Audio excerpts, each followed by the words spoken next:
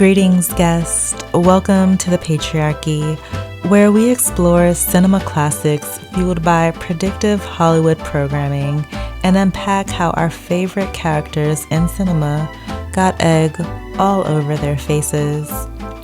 I am your commentator, Dom, and tonight we're unpacking I am humiliated!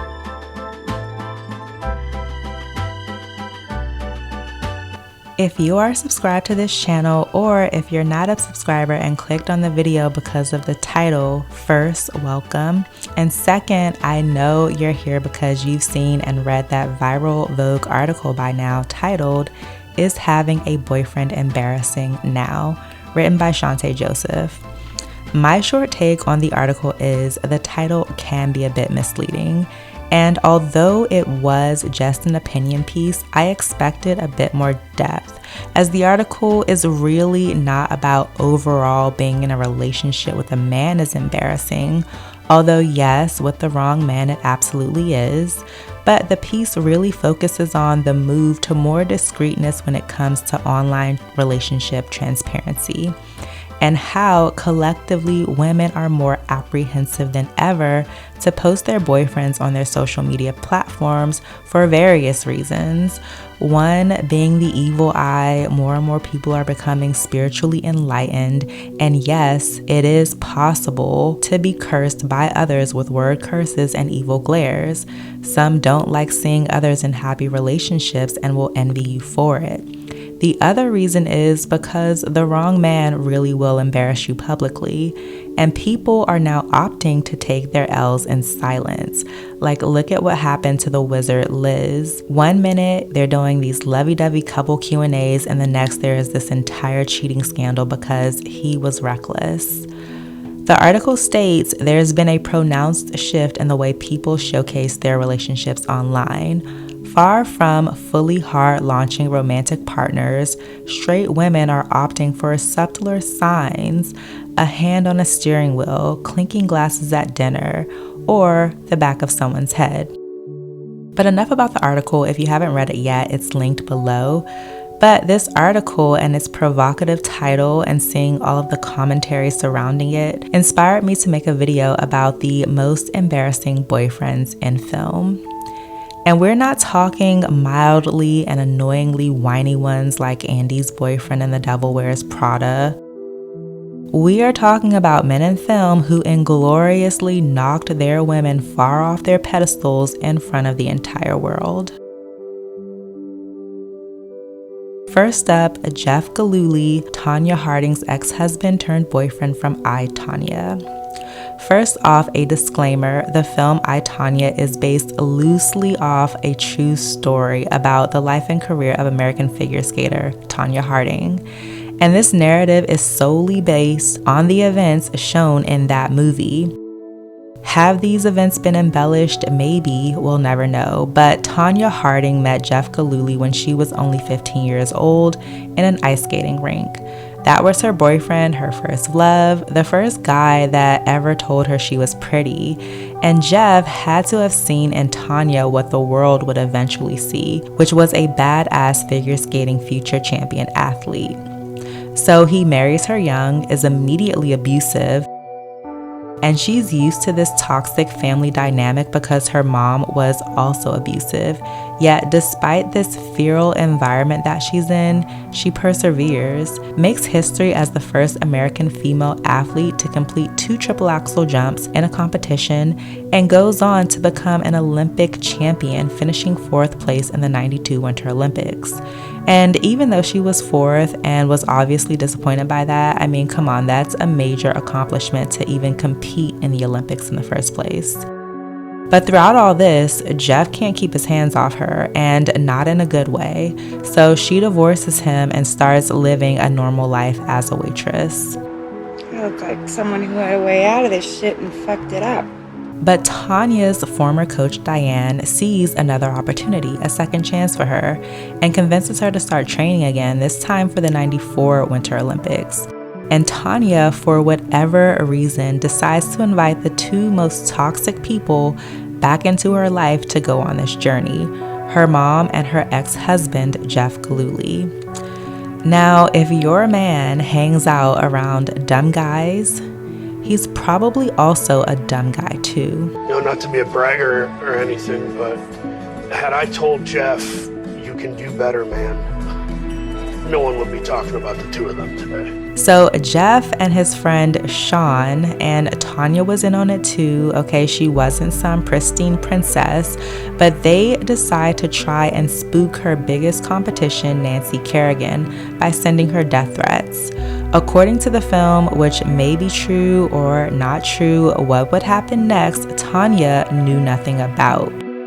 The plan to send threatening letters escalates to Jeff, her man, and his buddy Sean hiring 2 henchmen to whack Nancy Kerrigan in the knee to eliminate her from the competition.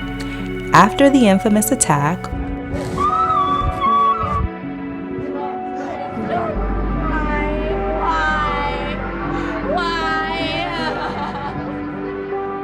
there's this big FBI investigation. Tonya Harding proclaims it was just supposed to be letters, and after the investigation, ex-husband turned boyfriend Jeff, his best friend Sean, and the 2 hitmen are all charged. Jeff, Sean, and the getaway driver with conspiracy to commit second-degree assault, and the actual hitman Shane with conspiracy to commit second-degree assault plus actual assault. A once promising and revered American figure skater, Tonya Harding, was charged with hindering prosecution after it was shown that she knew about the plot after the fact and then also helped to cover it up. But the kicker, not only was she sentenced to 3 years probation, a $100,000 fine, and 500 hours of community service for trying to cover up for these loans, but she was also banned for life from the U.S. Figure Skating Association, essentially banning her from her passion and what she had been training for since the age of 3. I look like someone who had a way out of this shit and fucked it up. To close out this story, Jeff Gillooly did fully acknowledge that he ruined Tonya's life and career as the planner of this attack. Why? Was he jealous? Was he just dumb? Was he truly trying to help? The why doesn't matter, nor does it change the fact that he completely destroyed the career of an Olympic figure skating athlete. He went on to change his name and remarry, never speaking to Tonya again. Next is a fictional story that we are all familiar with, and that is Carrie and Big's wedding in the first Sex and the City film. The optics are both memorable and iconic. I can't do this. This movie came out 16 years ago. Time flies. There were a lot of plot lines in this film, but let's focus on and recall together the chain of events leading Mr. Big, Carrie's longtime on and off boyfriend turned fiance, embarrassing her on what was supposed to be one of the most important days of her life. First, Carrie sells her apartment. Big and Carrie find this marvelous penthouse to move into with this gorgeous closet. And Carrie, instead of keeping her apartment like a wise woman with a commitment-phobic boyfriend would, sells her place to quote-unquote chip in. Mistake number 1. Then there's all the publicity. Once they're engaged, buzz around her wedding blows up after being featured in Vogue and Bridal Couture.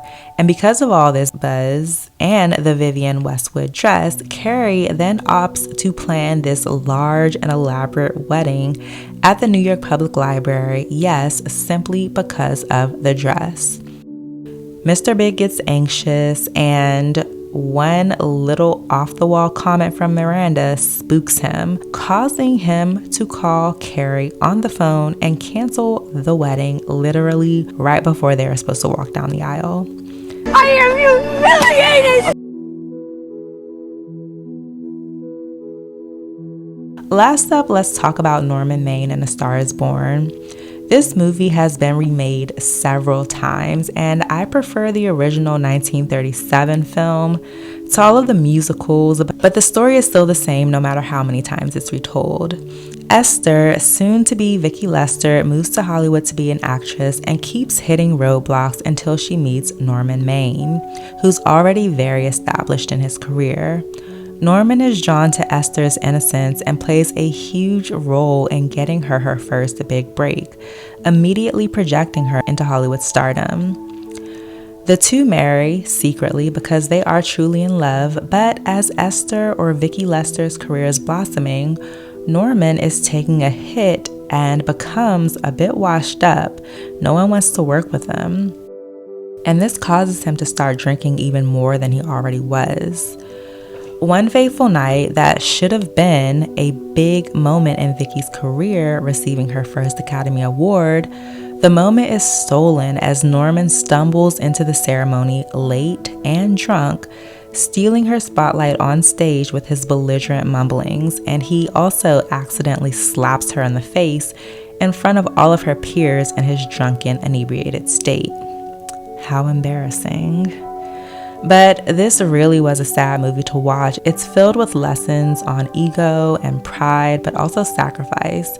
As Vicky was willing to sacrifice her career, her dream, all of that, to take care of her flailing husband, and he, in the end, sacrifices himself after realizing he's become a burden to her. Let me know if you have any other examples of embarrassing boyfriends or husbands or men in film, and also if you've read the article, share your thoughts on it down below. Also, don't forget to like, share, and subscribe if you've enjoyed the content. Signing off now, your friend, Dom.